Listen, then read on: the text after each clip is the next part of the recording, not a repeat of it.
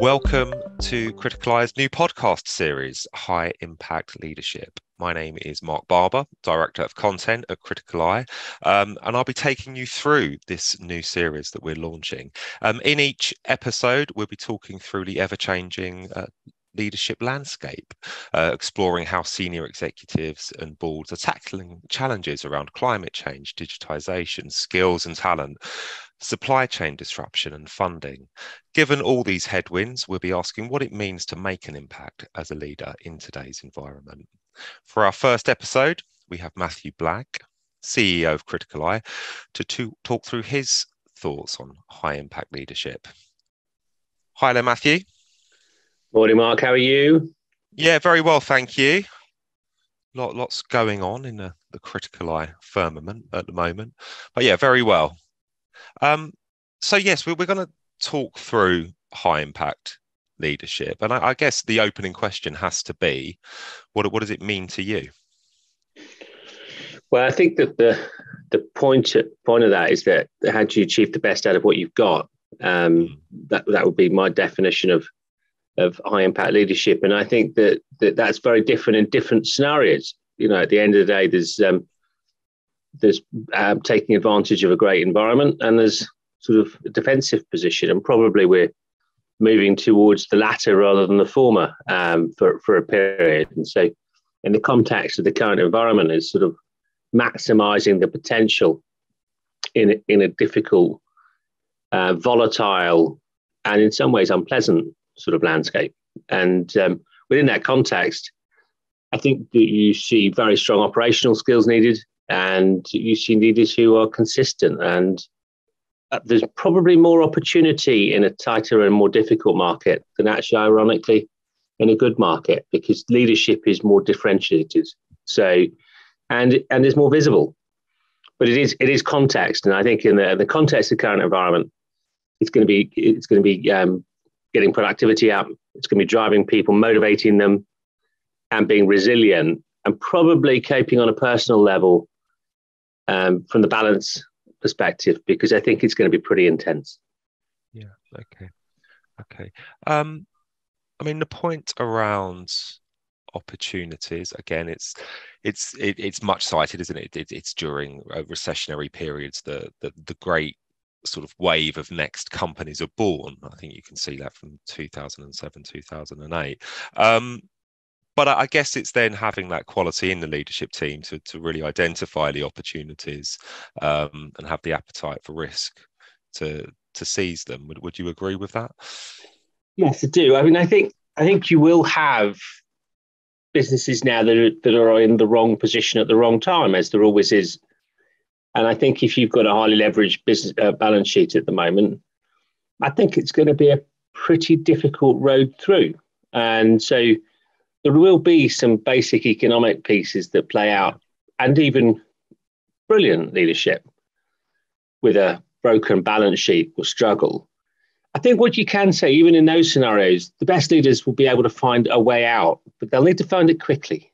So that is a consolidation play, but consolidation fast would be my advice, because the landscape's not going to improve fast enough. So general consensus is this is a 2 to 3 year pattern rather than a 1 to 2 year pattern. And with the 2 to 3 year pattern, with interest rates going up and the access to capital tightening, you're kicking it down the line. I think it's going to be extremely dangerous. And I think that's going to be a really key thing around the dynamic discussions between the operational business and the board, to be really honest and open about that. And we're already seeing those conversations going on, and I think that's going to be really important. And I think then if you look at sort of businesses that have a good balance sheet, that's really different, because actually capital flows into them faster. You're more differentiated, but it's maintaining that. And it's ensuring that your productivity, your investor story, your stakeholder stories are consistent. It's the consistent piece and not reactive, which I think is going to make a massive difference. Leaders that I think are very reactive, I think will struggle. I think those that are consistent, that ensure that they have clarity of environment, I think will outperform. what from the CEO's perspective, what is their sort of, I guess, what's the psychology of the CEO? What sort of mindset do they need in this kind of environment? I think if you're the CEO at the moment and you haven't got a clean head, I get it very fast. So, you know, that element of, if you're coming into this tired, I think it's going to be very hard to come out the other end in a positive scenario. And I think you are going to see more CEO change for obvious reasons, both CEOs recognizing that this is a 2 to 3 year time, and also boards recognizing that the CEO potentially isn't in the right place for that change. So I think that's the first thing. Look yourself in the mirror, ask yourself a question: are you here for 2 to 3 years? And if you're not, actually, it's pretty binary. I think if you are, you then got to say to yourself, have my exco, are we all aligned? Because actually that's the bit you can do fast, is get your exco in the right place. And so make sure you allocate your time and resource to it. Then you've got to get your board aligned, and then you've got to get the business aligned. And that would be the order that I would see a CEO working through. Don't do the board bit first. You've got to get your exco in the right place, get your exco in the right place, and actually the board will line into that, because actually it's a consistent message coming from the business. And then you can drive it into the organization, and you've got to do that fast. So the bit is now a lot of time with your exco, you know, making sure you're triangulating discussions. Any areas of difference of opinion should be thrashed out and agreed to make sure the consistency is there. I was going to ask a question around the CFO and then the HRD. I mean, the CFO is going to have a key role to play in this environment, so that relationship with the CEO has to be spot on, doesn't it? I think that absolutely. I think that the CFO will be of higher importance. I think that, hope you've got a strategic one who's able to really drive that agenda, as opposed to one to follow the agenda, because the danger of that is you're following a negative environment and they'll be overly pushing on cost controls, and you've got to get the balance right. So, but I think that finance will have more power. You know, the board will want to see more regular input. I think finance director is going to have pressure in terms of workload. You're going to have refinancing issues. You're going to have all of the volumes, and you're going to have rebudgeting.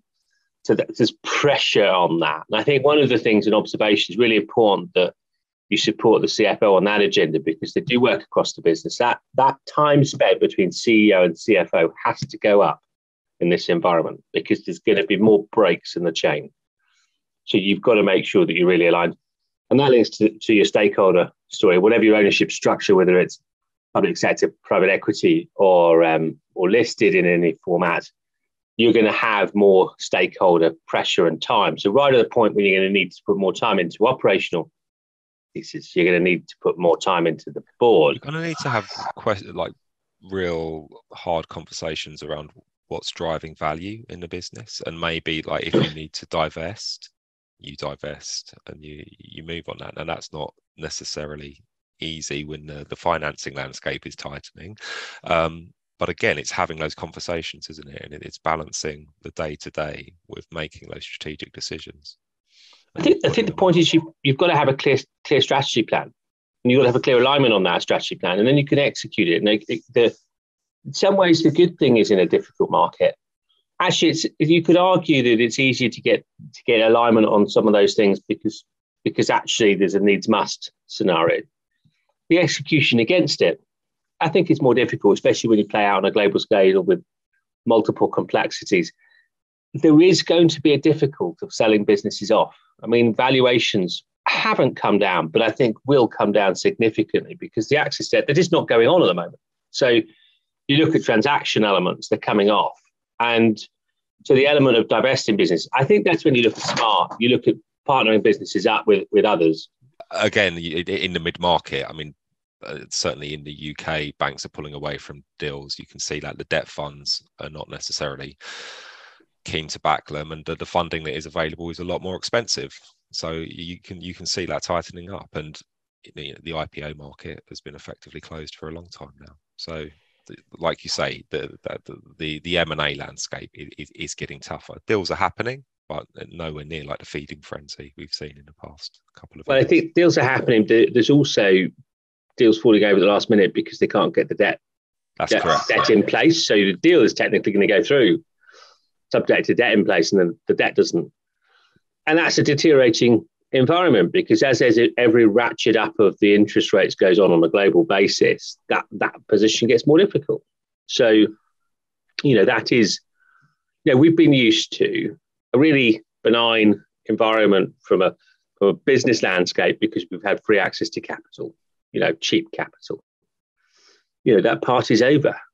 And so we've got a different sort of environment. So growth is a more interesting thing. If you take the earlier stage businesses, very hard now to raise a business without it having a clear focus of when it'll be cash generative. That's a massive difference to where we've been over the last 7 years. Now, it's not to say that there aren't spaces where that will still exist, particularly around clean tech areas, because obviously that drive with energy still remains true. But straightforward business principles are becoming more important in an environment where sort of, whether it's government or individually, cash is going to become more important. It's not to be overly negative, because there are opportunities, but again, it's just understanding and responding to that shift in the landscape, isn't it? And being brutally honest about the changes that have occurred. We mentioned the CFO there, clearly hugely important. The HRD, how do you see the expectations around the HRD changing from a CEO's perspective? I think there's going to be one word on everyone's lips, and that's productivity. So the people agenda is going to be huge within that. So I think you'll see it still being the number one issue for CEOs boards, but it will be around productivity much more than skills access.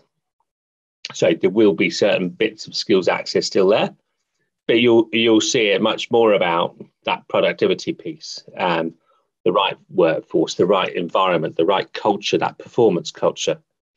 So that language is going to shift the paradigm. I think you'll have a need for more operational HR, where they're driving, because ultimately business change and transformation. So there's going to be real pressure on that perspective. But that alignment between strategy, capital, and people, that's the triangle. So for every organization, they've got to get that triangle right. And the relationship around that triangle is going to be the core differentiator between success and the quality of the debate around it. And talent and that triangle is going to be really exposed. Yeah, you'll need a leadership team, won't you? You won't want highly competent or brilliant individuals. Obviously, there's an element of that, but they will need to be working together as a team in this environment. I think you're going to need followership in this environment more than ever. So there's a lot of focus on leadership, and yes, you're going to have leadership, but no, you're going to have belief and followership through that, which means real open, honest dialogue. What do you mean by followership in the context we're discussing it exactly? Followership is that element of belief in the mission and the purpose, and so that people believe in the leadership. So when the leadership go right, they go right, as opposed to when leadership says go right, and everyone looks at it and starts drifting over there, and some drift to the left. And because at the end of the day, you'll be exposed to leaders. So the leader that sits in the general's turret issuing orders, you won't be successful. The leader who's visible, who's able to impart that message, and is really honest, about ambiguity, which I think leaders can really struggle with. Generally, leaders like being able to say, we're going right, we're going left. It's all great. Actually, this is an environment where you've got to be able to articulate an ambiguous landscape and the opportunity within that. And that's a more difficult, I think, nuance. But that's really important, because the big consistency, or the big message that comes out around the people agenda, is they want to see consistency from leadership. That honesty, being treated like an adult, is really important. So the business that it's all great guns and then suddenly it's not, there's got to be an honest conversation around those things. And that's really important, because people can take bad news, but not if they're surprised and out of context. And I think that consistency and openness from leadership is really important. Building on what we discussed there, I guess I'm interested to know that for a new CEO coming in, because we've mentioned that there will be changes, how can they know whether they really have a team if there is that agreement and consensus on the plan? What are the questions they should be asking? I think generally a CEO, by the time they got to CEO, should within them know that they have or haven't got the team around them. I think they've got to be open with themselves around that. And I think that you can get swept along with activity. So you have an exco meeting and you know that things weren't quite right, but instead of circling around and having one-to-one conversations around it, you sort of ignore it because you get swept along and it's busy and I don't quite get to it. And I think in this environment, that's really, becomes fatal very fast. You lose the dressing room incredibly fast as a CEO. I think that there's a great comment for me from a CEO that we work with at Criticaleye, and his comment was that you have to be a counsellor in these environments because ultimately you've got to take on other people's pressure. And I think that's really insightful from the role of the CEO. I think that you have to have a knowledge of the individual's challenges that go beyond the sort of functional elements to the actual human elements of where they are. And I think good CEOs have that. And I think as such, they have a real instinct for when the team's slightly off kilter. And that's the pit you've got to watch for, that slightly off kilter piece. So that the EQ CEOs will have obviously a stronger position than those who are less strong in that area because you won't see the pieces. And I think so that for me is really important. You spend more one-on-one time with your team and make sure that they're not always a structured agenda. I think CEOs can get very much into sort of structured agenda with their team. And I think open dialogue is going to be really important. Why? Why is it more important now? Because I think you remember that you're human beings and that makes you more prepared to talk openly. And I think that the roles themselves sort of remove elements of human being because they become functional. And generally when things functional, that's when gaps appear. So I think the element of also you've got to remember these are human beings and they've got complex challenges. There's going to be a lot of anger flying around. If you've got a leadership team where the pressure is getting to them, that's going to drive straight into the organization. So you're not going to see that in a structured meeting. You will see that in a discussion about how things are home. You will get that from that wider conversation. I think it's vitally important that you have the ability to talk in an open format. Okay. If you could reflect on the different senior execs that you've worked with, what would be some of the traits and characteristics then that are the hallmarks of leaders that really do make an impact? I think let's take two separate scenarios because I think both of them are real. The first time younger executive who is suddenly the CEO, exco, but put into a position of authority, and it's the first time, and I think that those seek out experience. Those are the ones who come to Criticaleye or mentoring access, are really open about things and suck out of other people experiences that give them reference points because they know they haven't got it. So they don't have the arrogance to say I've got all the answers. They recognize they haven't, and they put the structure around themselves. I think the other converse side is this sort of older, experienced executive. If I'm honest, those that retain curiosity. These environments require you to have the ability to evolve and change. Yeah. And I think that for some of the more experienced executives, and again, that access to different insights, an actual ability to challenge yourself for your knowns as a more experienced CEO is really important. I had a meeting with the FTSE 100 CEO who was talking about his own refreshment. I'm talking about Criticaleye supporting him around refreshment because actually it's a successful CEO, been in tenure for a while, but recognises that actually there's a point where he needs refreshment. I think that's incredibly insightful.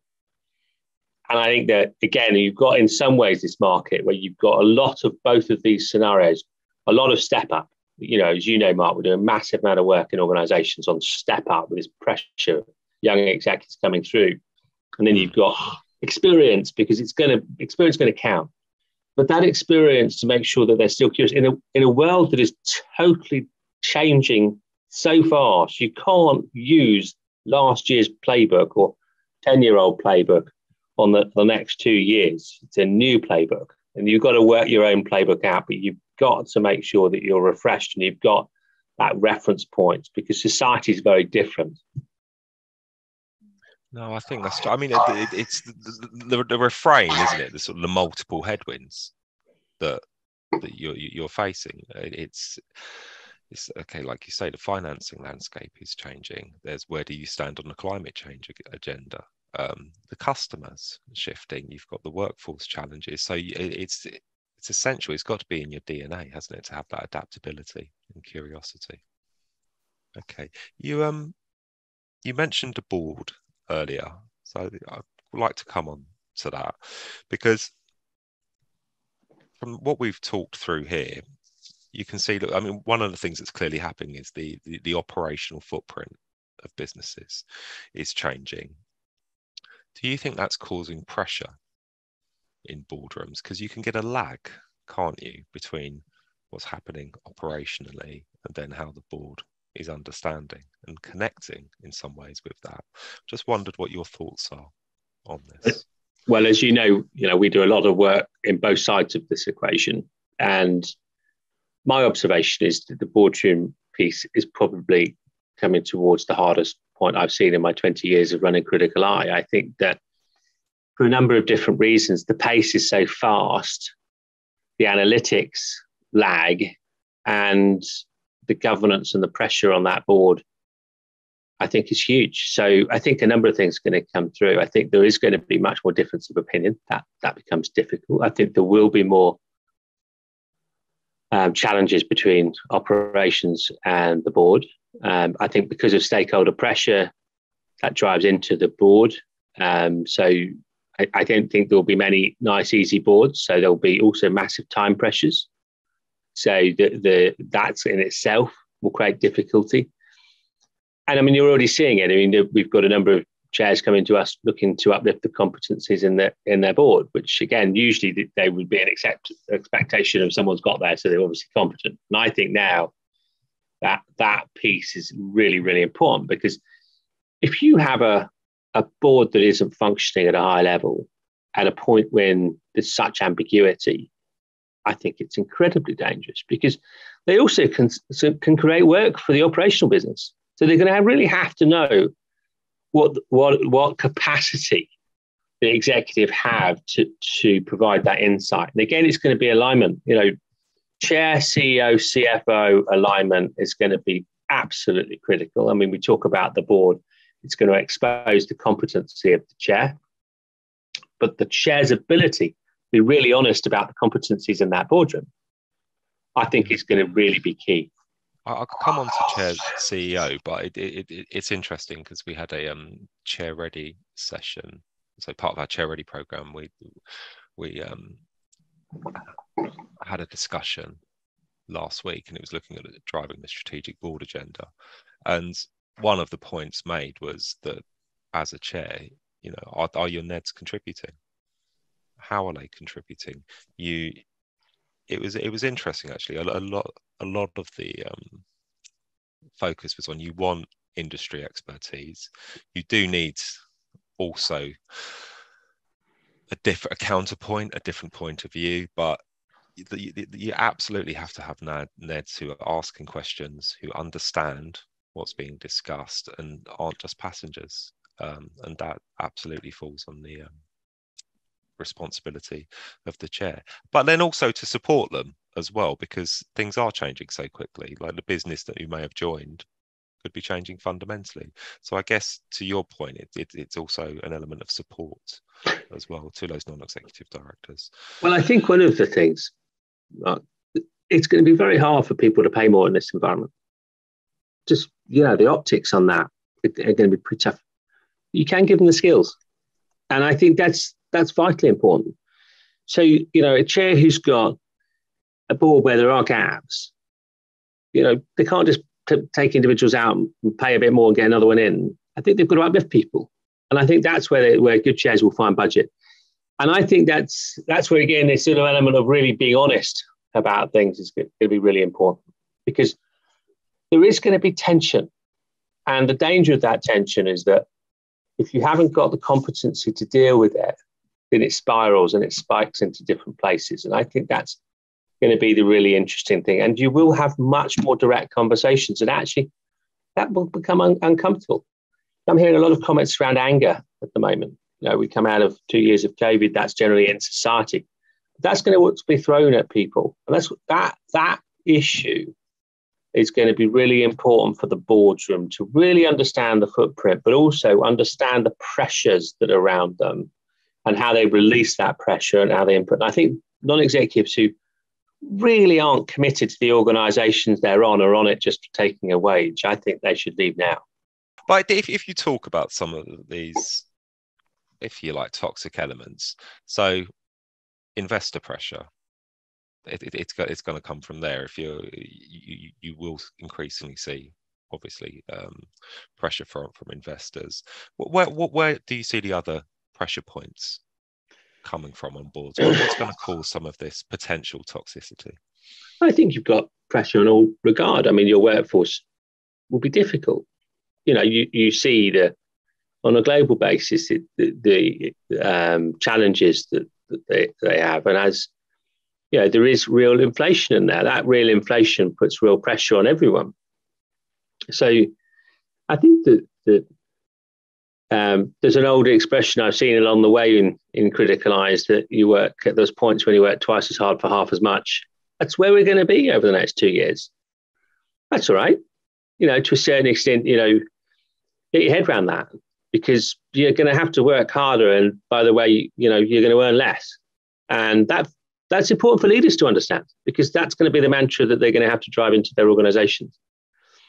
So the pressure is going to come all around. It's how they thrive in it. At the end of the day, this is situational. And if you adjust, it's incredibly stimulating and differentiating. And so that's the biggest of it. The opportunity to create something different. It will be about being really aligned to the purpose, because that element of people, and go back to the sort of alignment piece, where there is that clear purpose, makes massive difference.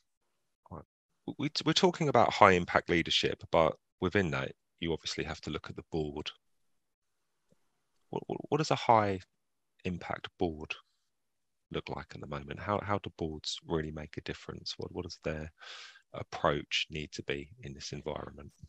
I think that over the years of Criticaleye, I think that there's quite straightforward, connected to the business and connected to what it's doing beyond sort of reports. I think that the differential between, you take it as read that by the time you get onto a board, that you're competent around sort of the structural elements of being on a board. So that so understanding them is different. The nuances is in the complexity and the relationship pieces, and again, understanding outside of the special bit that you probably have a knowledge of. So for me, I think it's pretty self-explanatory. A non-executive who is actually passionate about the organization and the environment that business is in, that has their own interest in it, I mean, that's massive. I would say probably that's true of about 40% of non-executives, would be my gut feel. I think there's probably 60% that to a certain extent would articulate their passion about it, but probably a bit grey. And that's the 60%. I think it's very punchy, but it's the amount of time they allocate. And I mean, I think that there's still quite a lot of boards that see that the role or the time allocated into the formal bits. Actually, much like any leadership role, it's the hours you put in outside that's the real definition. The evening that you turn up somewhere, the information that you read about that's not been given to you, that you find out from your own perspective. It's the back knowledge, the back skilling yourself that's critical, because those are the things that when you then get to these complex conversations, you've got different reference points, you've got different confidence, you're able to have a more informed conversation. And that's what executives are looking for. That's what a chairman's looking for. So for me, the high performing, the high impact NED is curious, has different access points, continually invests in skilling themselves outside their competency areas. And they're the ones who have ability to have better quality debate. And that's the question chairs need to be asking when they're looking at the composition of their boards, and I guess when looking at themselves as well. My general view is there's not enough challenge on them. There's not enough rotation on NEDs. I think if you're honest and you went into a chair and you said of your board, are all the NEDs fully contributing in a normal environment, they probably wouldn't answer. They'd all say yes. I think in this environment, they're probably more honest. I think that honesty is really important. And I think then what are you doing about it? And if you had a CEO and they had a member of the ExCo that wasn't performing, you'd be dealing with it. And I think that's where chairmen have got to be more involved. I think it's vitally important that you don't have a weak link on a board. Okay. So how are you supporting the executive team? How are you contributing? And I guess why are you really there? Yeah, I think the execs the CEO and CFO will spot it. And the point of it, the good executives want challenge, good quality challenge, really understanding the complexity and being able to, because a great CEO, a high impact CEO wants to come into the board that they respect and feel that they're being scrutinized, but in a positive way. And that's the reality. In the same way that the executive landscape is going to be tougher and tighter, that boardroom dynamic should have tougher, better quality around it. And again, you're not going to be able to pay them more. But you can upskill them and give them the reference points. And I think that will be essential. Okay. Is there anything else you'd like to add or cover regarding high impact leadership, Matthew? I think that the real risk for CEOs with their leadership team is a burnout and sort of the pressure that will come of the intensity of the environment. And I think that, I was with a CEO the other day who was talking about the anger of their consumers. I think you are going to see real anger coming from different places. And again, that making sure that you give them the right support structures to cope through that and the right reference point, because the danger is that often you can't see those challenges coming to the surface. And by the time they come to the surface, it's too late. So they do need context. They do need to have the ability to reference outside. The mentoring becomes massively important, because being able to download and put context into things is vitally important. And pushing your team to make sure that they retain those things, vitally important. Perspective, isn't it? It's making sure that you've got those multiple viewpoints and that discipline to step back and look at what's going on around you. Okay. Thank you, Matthew. I'll end our first podcast here on high impact leadership. In our next episode, which will be released in mid-October, we'll be speaking to Sally Bridgeland, Chair of Impact Asset Management, and getting her views on what high impact leadership looks like. I hope you've enjoyed this conversation and look forward to speaking to you again. Take care. Thanks, Marc.